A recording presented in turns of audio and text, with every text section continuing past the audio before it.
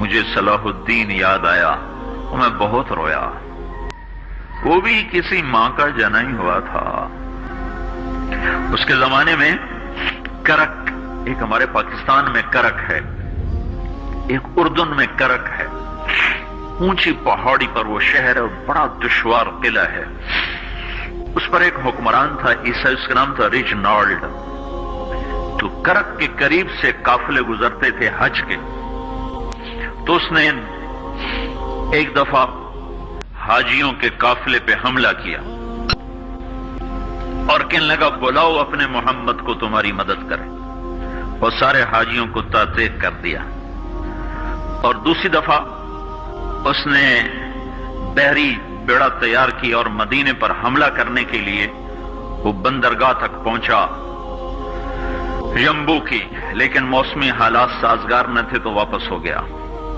تو حطین کی لڑائی ہوئی ہے فلسطین میں، جس میں سارا یورپ اپنی طاقت کے ساتھ میدان میں اترا تھا، اور ادھر تنہا صلاح الدین ایوبی رحمت اللہ علیہ اکیلا اس لشکر سے ٹکرایا تھا، اور انہیں اس میں سارے حاجیوں کو تعطیق کر دیا۔ اور دوسری دفعہ اس نے بحری بیڑا تیار کی اور مدینے پر حملہ کرنے کے لیے وہ بندرگاہ تک پہنچا یمبو کی، لیکن موسمی حالات سازگار نہ تھے تو واپس ہو گیا۔ تو حطین کی لڑائی ہوئی ہے فلسطین میں، جس میں سارا یورپ اپنی طاقت کے ساتھ میدان میں اترا تھا، اور ادھر تنہا صلاح الدین ایوبی رحمت اللہ علیہ اکیلا اس لشکر سے ٹکرایا تھا، اور انہیں اس میں سارے حاجیوں کو تعطیق کر دیا۔ اور دوسری دفعہ اس نے بحری بیڑا تیار کی اور مدینے پر حملہ کرنے کے لیے وہ بندرگاہ تک پہنچا یمبو کی، لیکن موسمی حالات سازگار نہ تھے تو واپس ہو گیا۔ تو حطین کی لڑائی ہوئی ہے فلسطین میں، جس میں سارا یورپ اپنی طاقت کے ساتھ میدان میں اترا تھا، اور ادھر تنہا صلاح الدین ایوبی رحمت اللہ علیہ اکیلا اس لشکر سے ٹکرایا تھا، اور انہیں اس میں ساری رومن امپائر کو شکست ہوئی تھی، تو بڑے بڑے بادشاہ اس میں گرفتار ہوئے، تو اس میں ریجنالڈ بھی گرفتار ہو کے آیا۔ تو کوئی 12 بادشاہ تھے ریاستوں کے جو سامنے اس کے پیش کیے گئے، تو پیاس کی شدت سے سب کا برا حال تھا، تو صلاح الدین نے سب کو پانی پیش کیا، ریجنالڈ کو نہیں پیش کیا۔ تو یروشلم کا جو بادشاہ تھا ہمفرے، اس نے اپنا پانی بچا کے اس کو دیا۔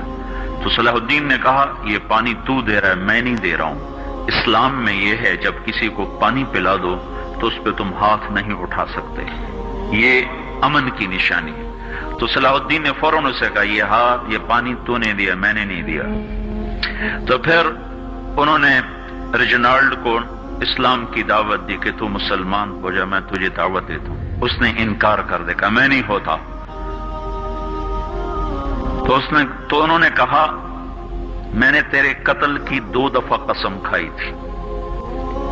ایک جب تو مدینے پہ حملہ آور ہوا تھا تو میں نے قسم کھائی تھی میں تجھے اپنے ہاتھوں سے قتل کروں گا، اور دوسری دفعہ جب تم نے حاجیوں پہ حملہ کر کے کہا تھا بلاؤ محمد کو، تو میں نے قسم کھائی تھی کہ مجھے اللہ نے موقع دیا تو میں اپنے ہاتھ سے تیری گردن اڑاؤں گا۔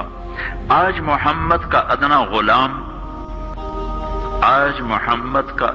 غلام تیری اس بات پر یہ فریضہ ادا کرنے کے لیے آ رہا ہے، اور اپنی تلوار سے اس کی گردن اڑائی، وہ پیچھے لٹک گئی، پوری نہیں اڑی، پیچھے لٹک گئی، خوفناک منظر بن گیا۔